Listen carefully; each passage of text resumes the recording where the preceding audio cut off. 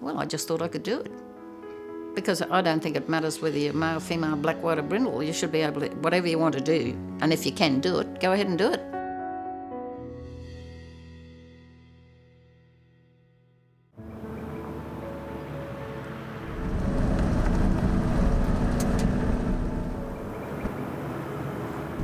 Girlie Goody's a legend in the Queensland beef industry.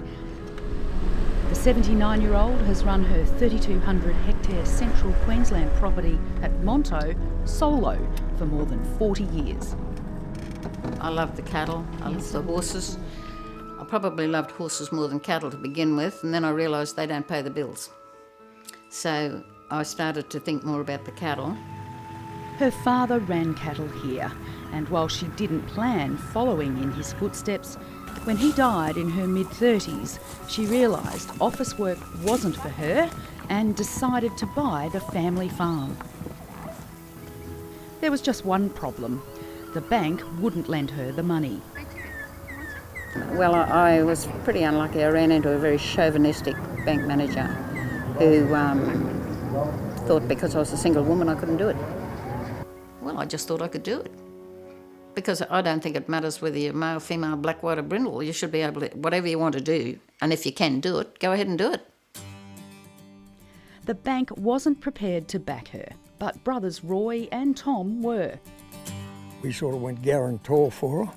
Actually, we gave her, I think, 2 truckloads of bulks or something, but she paid them back. I'd say this, she's paid back everything we ever give her. Were you surprised that the bank wouldn't lend her the money? Not then, no. Come on. After just 10 years, she threw a no more mortgage party to celebrate paying out her 30-year loan in full. Come up and give us a hand to feed the bull. Brother Roy runs cattle down the road and drops in regularly. Oh, I'll just come and give her a hand if she wants anything. I'll come and drive around. I'll usually muster in my Toyota now, but no, I'll still come and if she wants anything done. Do you always see eye to eye with each other? No, definitely no. What families do. What do you blue about? Oh, well, we used to blue about nearly everything, but now we're nearly in agreement, whatever she comes up with. Girlie's days revolve around her animals. Joey, the quarter horse, chickens, her small herd of money-spinning meat goats, and her beloved cattle. And while one cat lounges in the house, the other, Dumpy, rarely lets her out of his sight. Girlie's not very tall, and at 79, not as strong as she used to be. But if Brother Roy isn't about, she's never helpless. I've got pretty good neighbours. And I just say, "Hoi, can you do this?" or whatever, or I find a way around it somehow.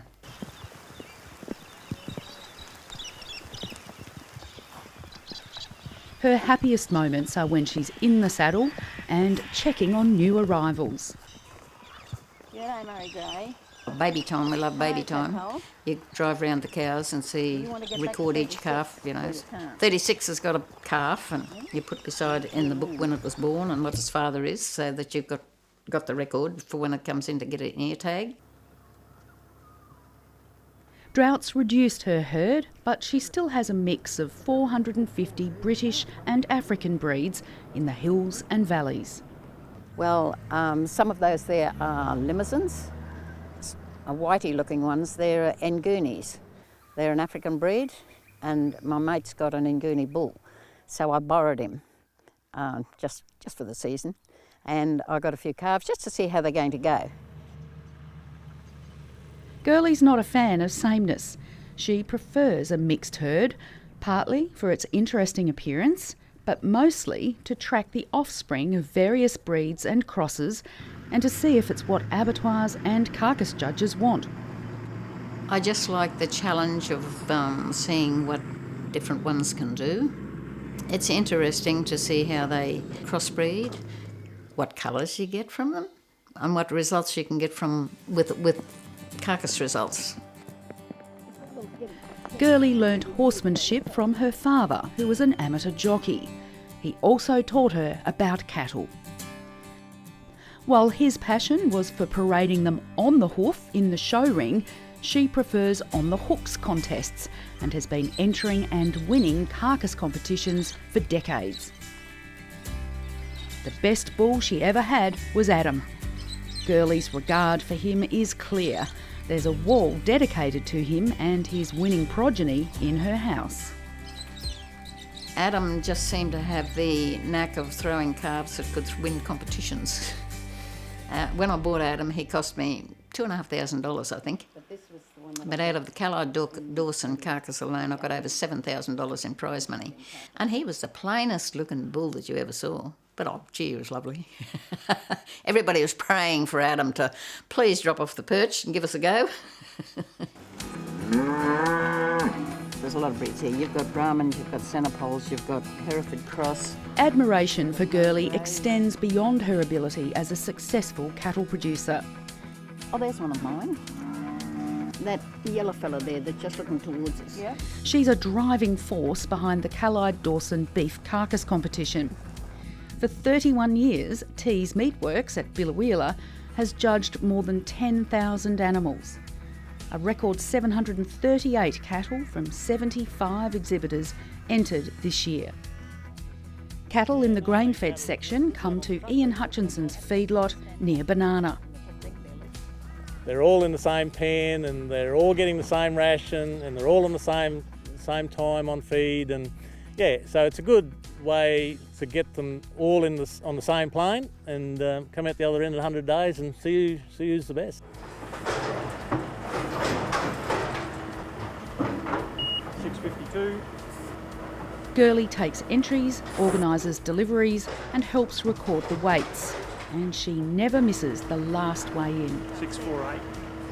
In 31 years, no breed has dominated. Every breed, shape, size and colour here. Each breed sort of seems to have, a year or two they do quite well, but it certainly shows there is good within a breed as well as amongst breeds. Nothing is really dominating, and there's quite a bit more of crossbreeding happening as well, reflecting that, combining all those different traits. Some years are there a few surprises? Definitely there is. A lot of times you'll pick something out by eye, doesn't do quite well. There's always surprises, but yeah, that just keeps an open field. 3 decades of feedback has helped producers turn off the type of animals abattoirs want. The rump fat and the rib fat have got to be right to get all your points. You've got to have an eye muscle that's pretty good and the right colour fat and meat. And you can't know any of that until you take the hide off. But pretty doesn't count. David Anderson entered 23 head and credits years of results to modifications to his herd, in particular reducing the percentage of Brahman genetics. Well, the Centerpole cross, Brahman cross, and then we have a few Brangus cross ones over the Centerpole cows. It's not always about winning, it's just a learning curve of how your actual cattle do. As the cattle were loaded for the meatworks, organisers agreed the longevity of the carcass event is very much down to Girlie's enthusiasm. Inspirational. She is just unbelievable. Girlie's been in it for so long and she's been in the beef industry since the day dot.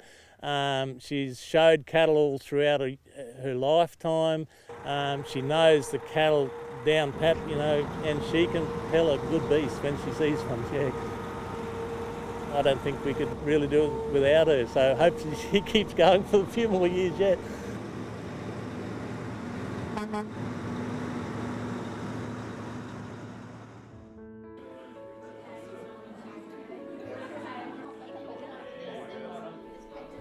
Girlie's biggest night of the year is the winner's dinner. Producers come as far as New South Wales to find out who is breeding the best. Organisers had a surprise, special acknowledgement of her years of volunteering. More good news followed with brother Roy taking out a prize. He said, yeah, put them in, see how they go. And I said, they're pretty good, So he did get a surprise tonight. And yes, Girlie was in the money, with several placings. Last year she won the Grand Champion ribbon, This year it was awarded to James and Kat McCutcheon.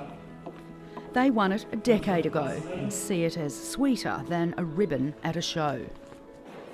Rather hear that than our ribbons on the hoof there. Just justifies our breeding programs and how our cattle are performing out in industries. It gives you constructive criticism, which is wonderful because you're always looking to better yourself and better your breeding and use breeds that are more feed efficient. Tees Brothers has sponsored the competition since it began. Along with more crossbreeding, Jeff Tees has seen quality improve and greater rewards for those producing what their customers want. They're people that will listen to us, they're people that will follow and understand that it's the revenue they can generate from the carcasses at the end of the day for themselves, which is most important. With record entries and many first-time entrants, Girlie was smiling at night's end. It's been a wonderful night, and there's a few newer exhibitors that have been taking home prizes, and they're all pretty chuffed, I think. Will you be back next year? If I'm still here, I'll be here. If they let me.